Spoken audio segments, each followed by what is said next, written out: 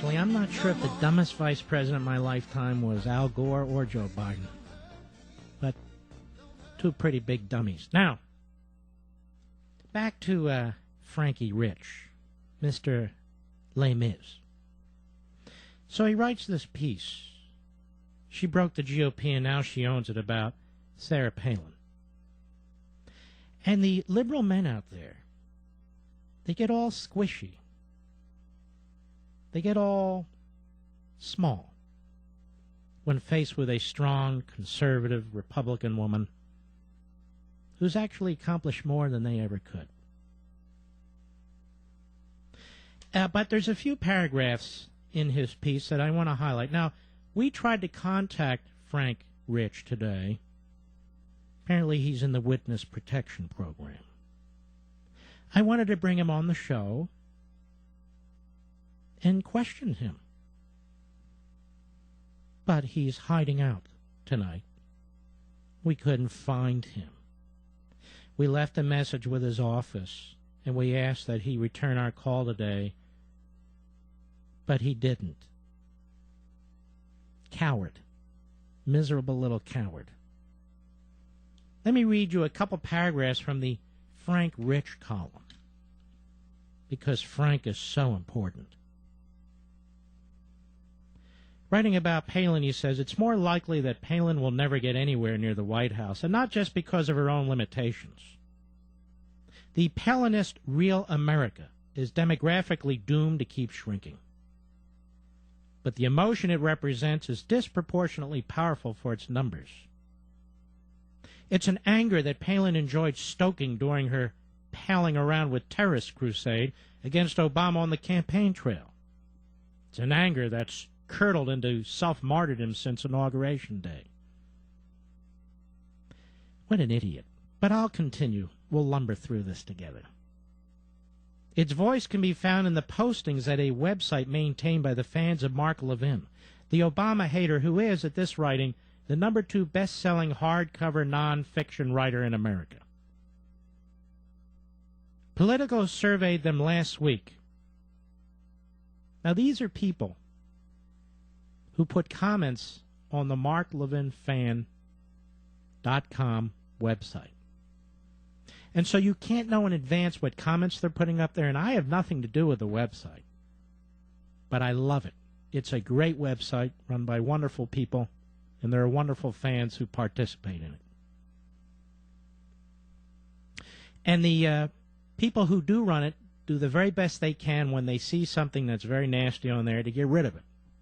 And a lot of time it's leftists who put things on there to try and smear us. So when Politico did this, we spent a good amount of time explaining what kind of trashy, pathetic, weak reporting that was. So, as you might expect, Frank Rich picks up where they left off. Takes their own examples.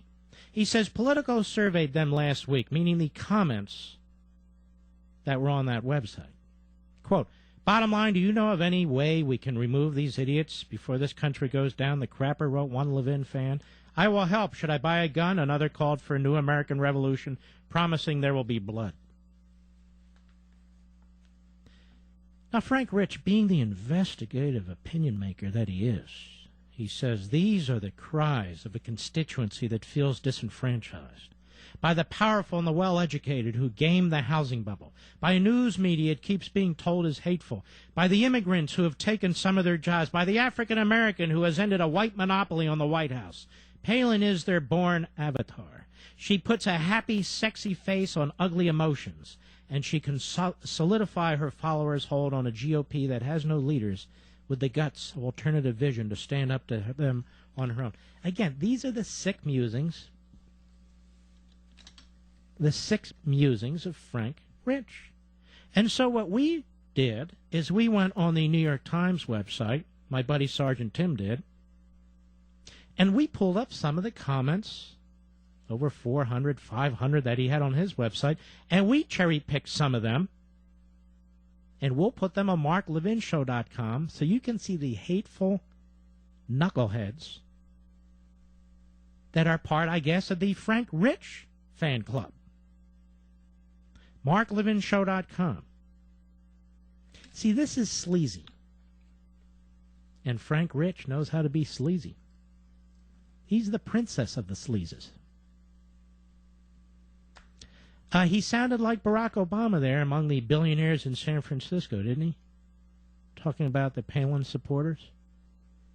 And yet if she was irrelevant, if she didn't matter, why does he write a column about her? Frank Rich. I wonder when the last time Frank Rich was at a diner in the Midwest. Mark, when were you? I'm always at diners all over the country. I love them. And I eat meatloaf. Oh, my God. Meatloaf, a little ketchup. Don't get me started. Anyway, Frank Rich, Greenwich Village, Manhattan generally, Hamptons, maybe now and then a trek out to Beverly Hills. Always on Broadway, though, yes. Always roaming the streets near Broadway, where his true constituents are.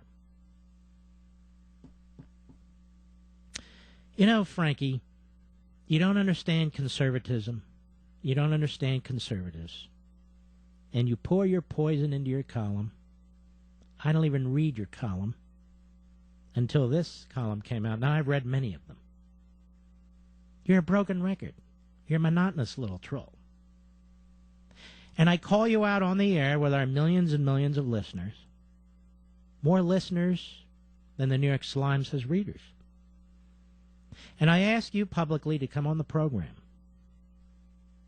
Come on the program, Frank, you little gutless coward. I'm more than happy to debate you because you're so much smarter and more clever than I am, and all the rest of us, as a matter of fact. But just remember, you gutless little troll, it was your party that supported slavery. It was your party that supported segregation. And it's your party who nominates somebody to the Supreme Court who sounds an awful lot like a bigot. Now, did you write a column about that one, Frankie?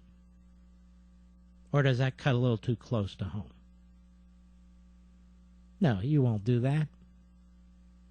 Because you're an intellectual. Well, I better not say it. I've said enough. You're not an intellectual anything. You're a pseudo-intellectual. And I've had it up to here with you and the gaggle at the New York Slimes. You charge $6, your paper? $6 for a Sunday paper? How can the poor afford the New York Slimes? How can the middle class afford the New York Slimes? You have to be nuts to buy that newspaper, folks. There's so much real news available to you. If you want to read the Democrat talking points, or if you want to read why all these secrets about our national security being bled into the public through the New York Times, then buy it. Otherwise, ignore it. But I don't like bullies. I never have. And even though Frankie Rich is built like a little butterball, he's a bully with a pen. He loves it when his fellow Greenwich villagers come up to him and pat him on the back, tell him how clever he was in attacking Sarah Palin and attacking Dick Armey, attacking George.